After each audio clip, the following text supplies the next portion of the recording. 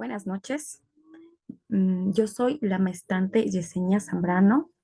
Bienvenidos, bienvenidas. El día de hoy vamos a estar viendo la temática ecosistemas. Nuestro objetivo de clase es reconocer un ecosistema y los componentes que lo conforman. Una especie de ecuación, ¿sí? Vemos que los ecosistemas están conformados por seres vivos más medios físicos y esto nos da un resultado de ecosistemas, ¿sí? De los ecosistemas. Podemos decir que es un conjunto formado por los seres vivos, los factores físicos del medio donde viven y las relaciones tanto bióticas, que hablamos de seres vivos, como abióticas, que son los elementos no vivos que se establecen entre ellos, ¿sí? Dentro de lo que es esta temática de los ecosistemas, hablamos de los componentes que conforman un ecosistema. ¿Cuáles serán esos componentes que conforman un ecosistema? Hablamos de los seres vivos y los elementos no vivos, ¿sí? Que se denominan bióticos y abióticos, ¿sí?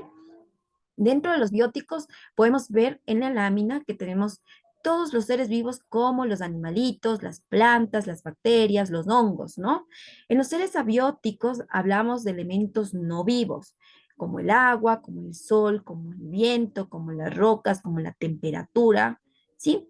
Todos estos elementos son no vivos y que conforman un ecosistema como tal. Asimismo, nosotros vemos que es posible encontrar dos tipos de componentes, ¿no? Llamados bióticos y abióticos. Los componentes bióticos son todos los seres vivos que habitan en él, ¿no? Los componentes abióticos, los elementos no vivos que determinan las condiciones del medio ambiente.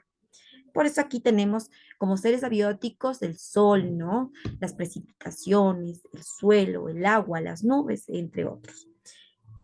En bióticos nosotros hablamos de todos los seres vivos, ¿no? Seres humanos, animales, árboles, plantas, todos los seres vivos. Por otro lado, nosotros hablamos también eh, cómo identificar, ¿no? Cómo saber dentro de esta temática, cómo saber cuáles son esos elementos o esos seres vivos y esos seres abióticos, ¿no? Que conforman nuestro medio ambiente. Tenemos una lámina, aquí podemos observar estos elementos de manera clara, ¿no? Aquí tenemos animalitos, hongos, tenemos una variedad de elementos. Por otro lado, tenemos los abióticos como las rocas, como el agua, como las nubes, como el sol, ¿no es cierto? Entonces aquí podemos identificar estos dos grandes elementos, ¿sí? Ahora, ¿qué pasa, no? ¿Qué pasa si nosotros nos vamos de excursión al campo, al bosque o a algún lago?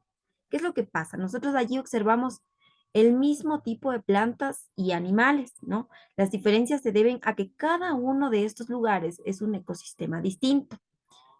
Y para poner un ejemplo breve, ¿no? ¿Qué pasa si yo me voy al mar, a la playa, ¿no?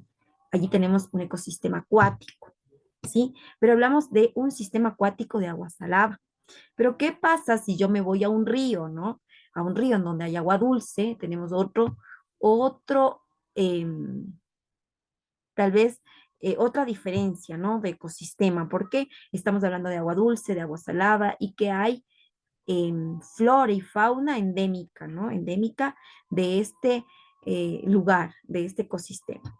Entonces, allí podemos evidenciar que existen diferentes tipos de ecosistemas, ¿no? Un ecosistema estaría formado por animales, plantas, bueno, sería vegetación, animalitos y elementos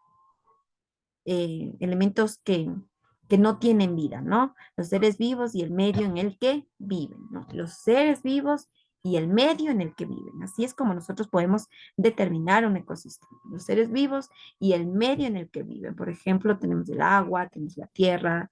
Entonces, ¿dónde viven estos animalitos? ¿Dónde viven estos seres vivos?